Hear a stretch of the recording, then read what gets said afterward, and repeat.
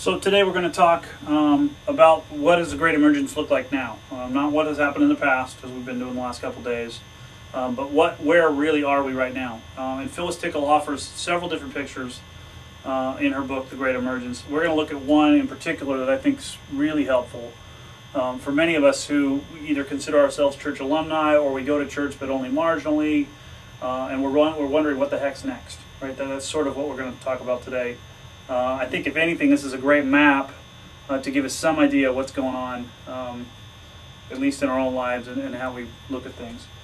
She basically breaks in Christianity in America into four major categories: liturgicals, social justice Christians, conservatives, and renewalists. And where they lie she explains a lot about that, but we're not really pertinent to what we're talking about. And the reality is, maybe 100 years ago, these were very strong lines, right? You didn't cross from liturgical to social justice Christians. Social justice Christians didn't have much to do with conservatives, etc., etc. Now, as far as she is concerned, we're in a much different world, and we actually have what she terms a rose, right? There's crossover between these two now. There's crossover between the liturgical and the renewalists. There's crossover between the social justice Christians and conservatives. Okay, there's crossover down here as well. Okay, the renewalists and the conservatives. There's a mix now, right? It's going that way. And one of the interesting things to do is to ask people, what did you grow up in? What tradition did you grow up in? And many people will say, I grew up Presbyterian, but now I go to this kind of church. Okay, or in my case, I grew up Baptist, and now I go to a Methodist church. I mean, there's always these sorts of mixes. It didn't used to be, right? We didn't used to do that at all.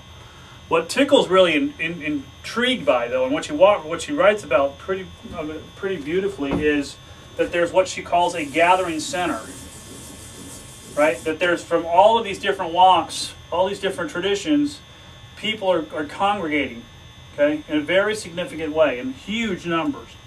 And it's what she terms the gathering center. Now, what's interesting is, whenever you have a gathering center, you're also going to have a group of people who are going to kind of look at that and go, whoa, no, you have to come back to what's important to us. You have to come back to the basics, or what makes us who we are.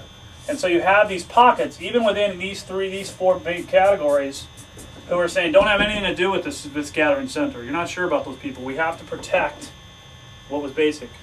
And what's interesting is we need these people, right? If you go back to the cable of meaning from several weeks ago, they help us remember what is the common story, what was the common imagination, right? So we don't lose that rope that connects us to the infinite. We have to remember it.